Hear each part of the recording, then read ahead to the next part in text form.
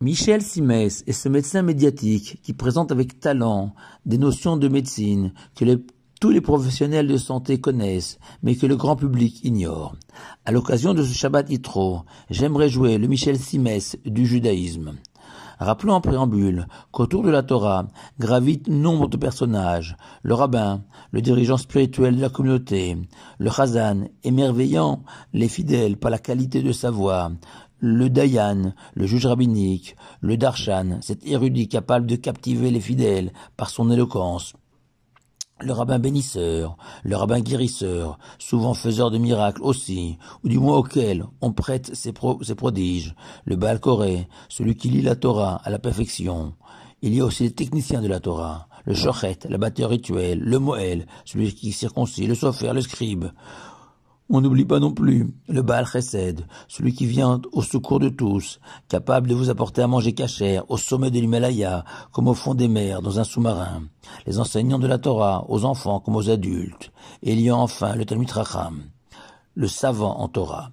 Et mon propos n'est pas de classer ces personnages par ordre de mérite, car chacun est jugé selon ses capacités dans le judaïsme, et que seul Dieu connaît une véritable limite. Mais il est possible de souligner, à l'instar du monde de l'aviation par exemple, où tous les personnels sont méritants, depuis les techniciens jusqu'aux grands ingénieurs aéronautiques, mais les pilotes aux commandes de leur appareil restent les seigneurs du ciel. Ainsi, parmi toutes les personnes que je viens de citer, sans aucune contestation possible, le Talmid Chacham, le sage, se situe au sommet de la pyramide du judaïsme. Et contrairement au monde profane, où l'importance d'un homme se mesure à la fonction qu'il occupe, à son salaire, à son empreinte médiatique, aux décorations qu'il a reçues. Non, le Talmid Chacham n'occupe pas forcément de fonction officielle. Il a forgé, par son dévouement infini à la Torah, coupé des plaisirs matériels, un lien intime avec la Torah. Il peut exercer une petite activité professionnelle, ou bien enseigner, ou plus souvent vivre de la providence divine. Mais dans tous les cas, la Torah est sa vie est la Torah. Or, dès les premiers mots de la Torah, Bereshit bara, au début Dieu créa le ciel et la terre, sont interprétés de la manière suivante. C'est pour la Torah, qui est le début de toute la création, sa première cellule, son plan, son patrimoine génétique, que Dieu a créé le monde, comme si l'homme n'avait été créé que pour étudier la Torah, idée que l'on retrouve à de nombreuses reprises dans le Talmud et dans toute la littérature rabbinique. Nos personnages illustres, depuis nos patriarches, Moshe notre maître, Aaron, le roi David et son fils Salomon, nos prophètes, Rabbi Akiva, Rabbi Shimon Bar Yochai, Rashi, le Rambam, Rabbi Yosef Karo, auteur du Shulchan Aruch, le Gaon de Vilna ou le Rachem Akadosh, étaient tous d'immenses Talmidei Chachamim, ayant pour certains d'entre eux exercé une fonction annexe. Pourquoi ? Un fidèle auditeur de ces 3 minutes m'a soufflé l'idée suivante au nom du Rav Hutner, sage contemporain. Nous savons que notre monde a été créé avec 10 mots, correspondant aux 10 fois où le verbe vayomer et Dieu a dit figure dans le récit de la création. Mais ce Shabbat Yitro, nous recevrons les 10 commandements, cœur de la Torah, appelés les Aseret Adibrot, littéralement les 10 paroles. Or, les scientifiques, depuis l'Antiquité jusqu'à aujourd'hui, ne cessent de mettre à jour l'extraordinaire complexité de cette nature, que ce soit dans le domaine de la physique, de la chimie, de la médecine, etc. Où plus on progresse dans la recherche, plus on ne peut qu'être émerveillé de cette création, que l'on soit croyant ou pas.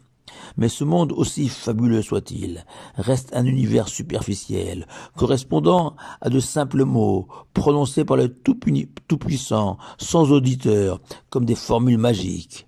Par contre, la Torah, elle est composée des paroles du Saint béni soit-il, adressées aux enfants d'Israël.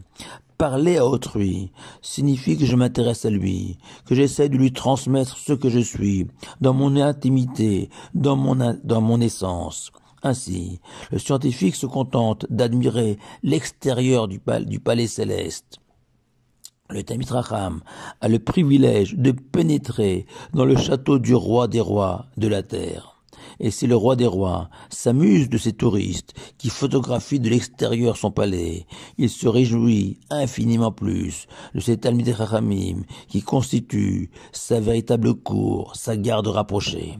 Et pour poursuivre le parallèle avec les sciences, si auparavant, les savants grecs notamment, sont parvenus à de très beaux résultats avec des outils mathématiques et techniques relativement sommaires. Aujourd'hui, les ordinateurs et les développements de toutes les sciences permettent des découvertes toujours plus merveilleuses, fondées sur des formules mathématiques de plus en plus complexes pour le commun des mortels. Ainsi, dans l'univers de la Torah, si nos premiers sages étaient concis dans leur enseignement, les sages contemporains sont obligés de rédiger plusieurs pages difficiles à comprendre, même pour une personne versée dans la Torah, pour parvenir à saisir toute la subtilité, la finesse, la logique des textes sacrés.